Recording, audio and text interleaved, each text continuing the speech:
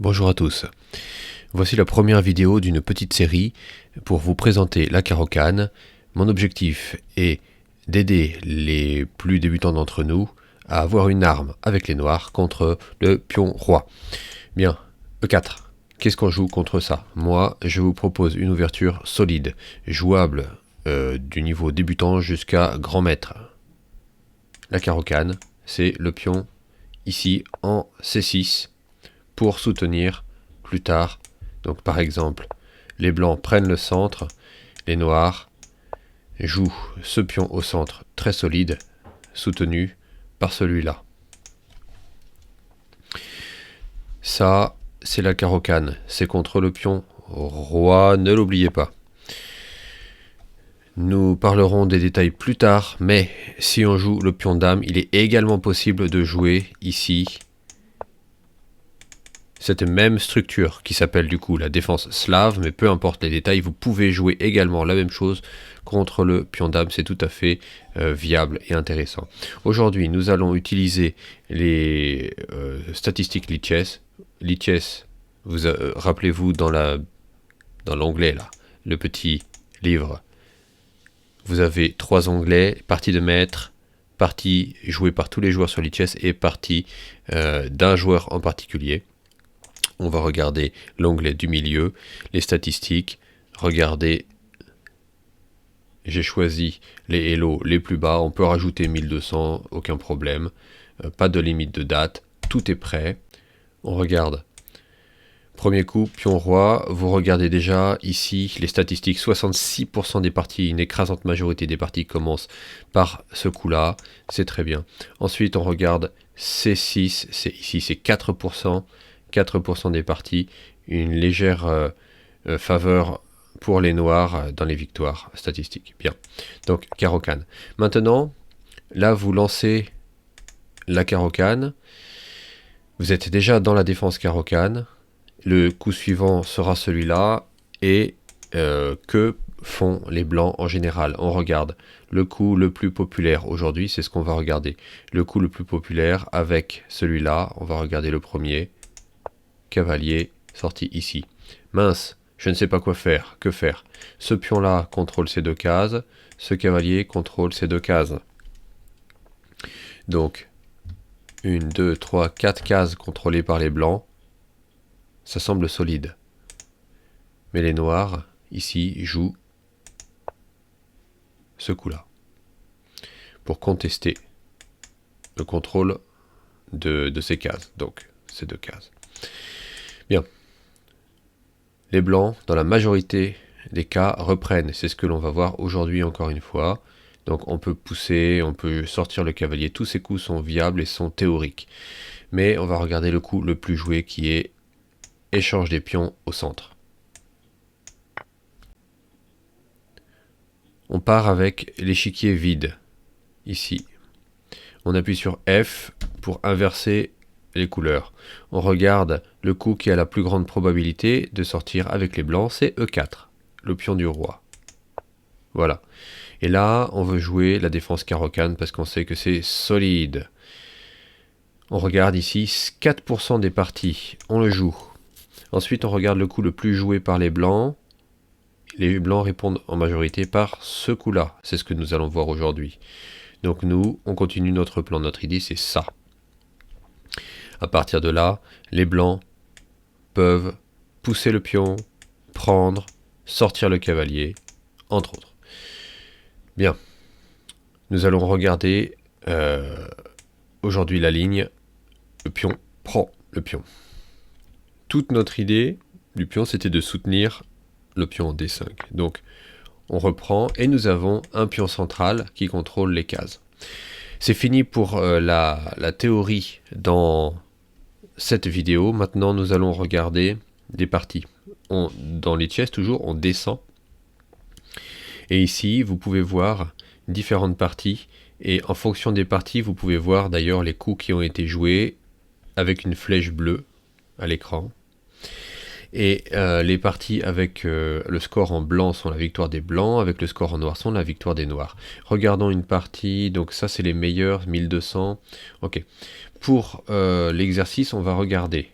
Je remonte. Je vais dans les options, je vais enlever les 1200, tout est prêt.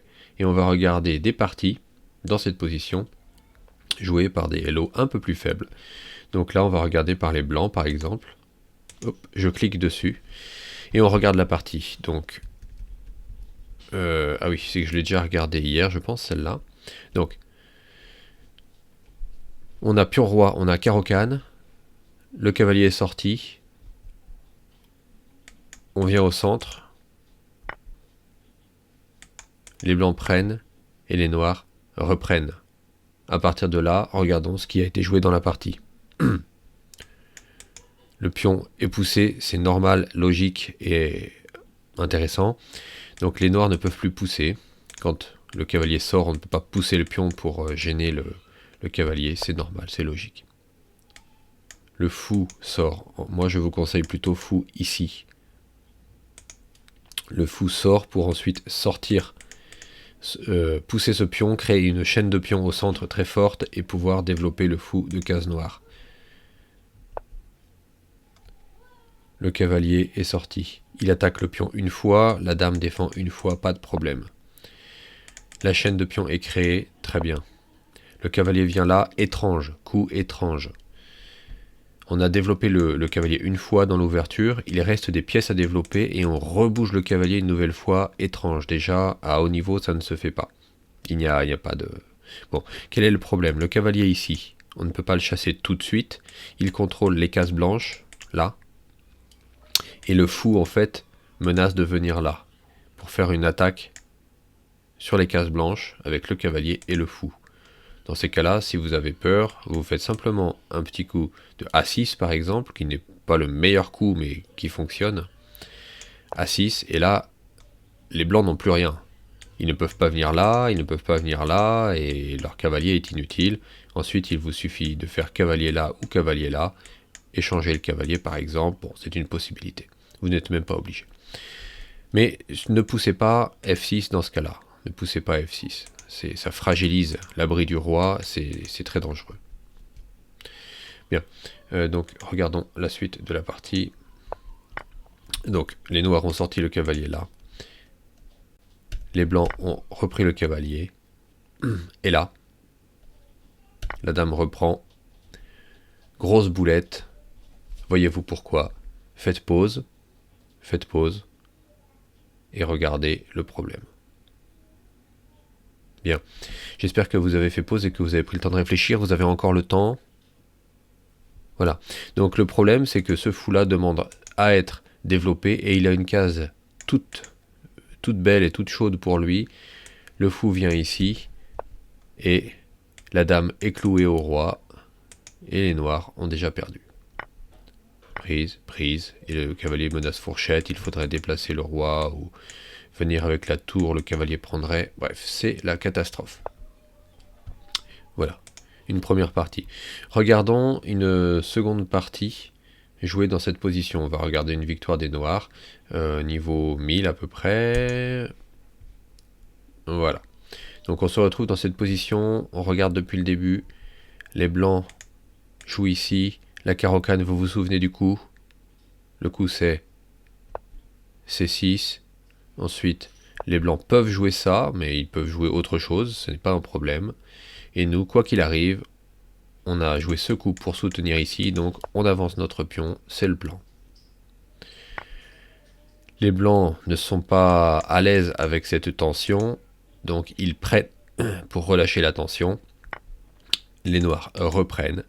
En reprenant, les noirs se libèrent cette jolie case pour développer leur cavalier, c'est parfait. Les blancs poussent ici. Carreau-cane, variante d'échange. N'oubliez pas, les blancs ont une colonne semi-ouverte ici, les noirs ont une colonne semi-ouverte ici. C'est très bien d'y mettre une tour pour la contrôler, etc. Les noirs développent le cavalier, les blancs également. Ils développent le fou. Le fou est menacé. Le fou prend le cavalier. Et dame prend. Donc, qu'est-ce qui se passe dans cette position? Le cavalier et la dame attaquent tous les deux ce pion. La dame est seule à défendre.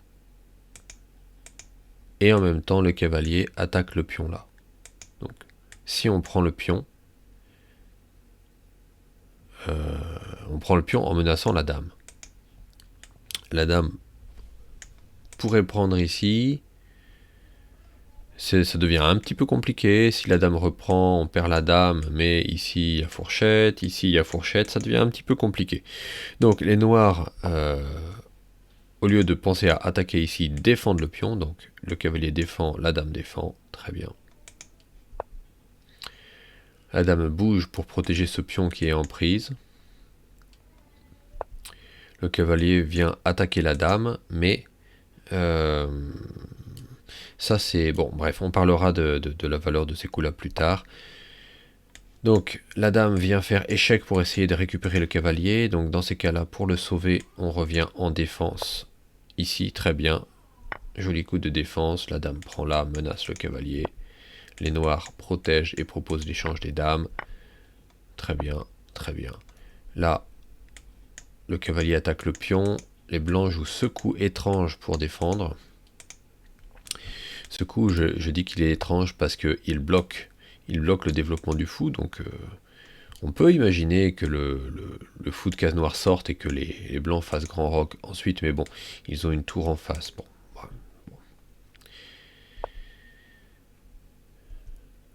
Les noirs viennent ici et les blancs abandonnent. Bien.